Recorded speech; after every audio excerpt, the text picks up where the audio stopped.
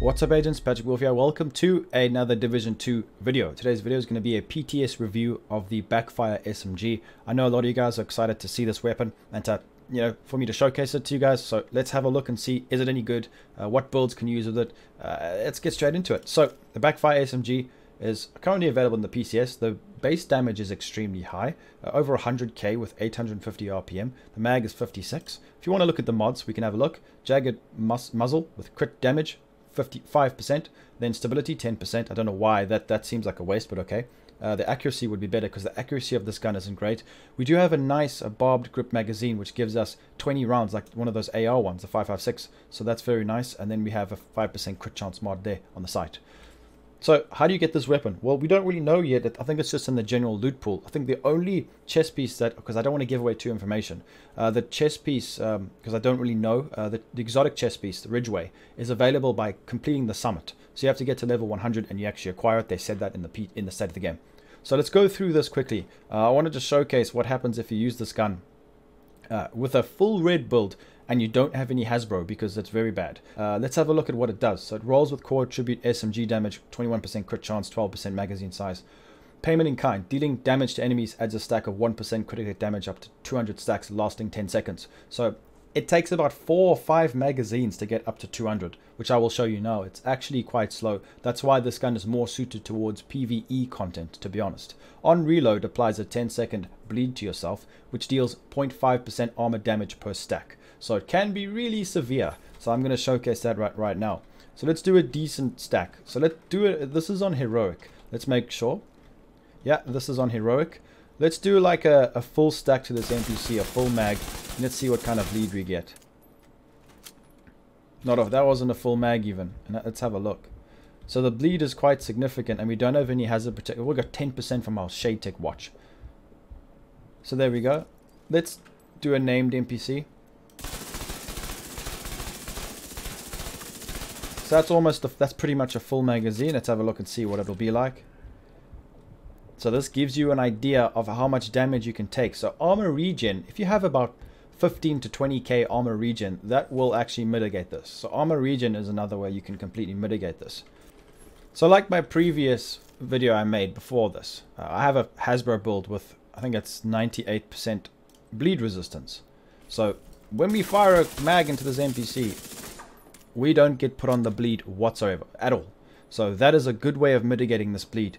But let's have a look and see how much damage we can actually do if we stack it up. So now that we know that you can mitigate it, for example like this, how much damage can we actually get? So if you look at the bottom left, or you can look at the numbers on the front, you can see in the front left of my screen, you'll see it says the damage. So we started off pretty low, about 300 and something K. It's going up. It should almost double. So we're now almost double there. If you see just below the gun, right where I'm aiming, it says 169. That is the stacks. So the little tick symbol, I think it's a tick, below the ammo bar next to the Intimidate logo, it shows that there's a cooldown. So you need to keep shooting before that runs out. So let's get full stacks. So that is full stacks now. So we are hitting just shy of 700k. So it's 695k per crit, which is unbelievable because it's not a real DPS build. So that's 695k without the bleed damage towards ourselves. Let's see what happens when it goes completely to 0, and we can gauge how much damage that actually is, what the increase is. So we have now only got 373. So it's just under half, but it's a really big increase. So from 373k to just under 700k, it's really good. It's a lot of damage, and I think this gun is best used with running through NPCs, maybe stacking armor on kill. The new Hunter Fury gear set, maybe some special named gloves could give you armor on kill. You could just blitz through NPCs, constantly stacking the Backfire's buff. So I think this gun is definitely viable, and it's really strong. You can even pair it with a Memento backpack, which I will be doing a review on for you guys as well. I hope they don't change it. I feel like it's in a good place right now. In PvP, if you can get the stacks up, you can get them up pretty quick. So it can be very much viable, but in close range burst fire fights, the Lady Death would just be better in PvP. But in PvE, I think this gun wins hands down. It's the best SMG in the game currently. Now you're probably wondering, you could use another SMG that actually gives less damage, but the chatterbox will actually allow you to never reload. So if you go for full DPS, this could be even better. It depends. Maybe armor on kill with full DPS with the chatterbox could allow you to consistently fire, but the damage will be way less, but the utility could be higher.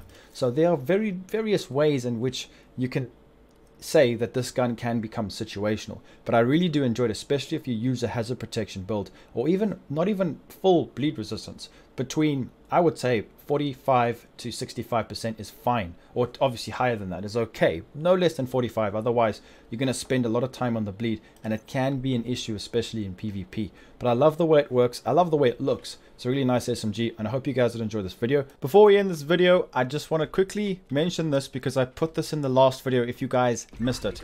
So this is a normal red build with no hazard protection, and I have got the Ninja Bike Messenger pads. So basically when you put these on, you get parkour, which reloads your weapon while you're vaulting over cover, and that counts as a reload, but it actually doesn't count as the debuff from the Backfire SMG. So as you guys are going to see, we're going to do a neutral test, a normal reload, and then what we'll do is we'll do a one where we vault over cover. So as you can see, we do damage, normal reload, and we will now bleed.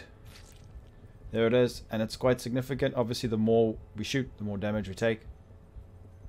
So once this is off, we're going to shoot this NPC, and we're going to vault over cover instead, and it's reloaded my gun without the debuff.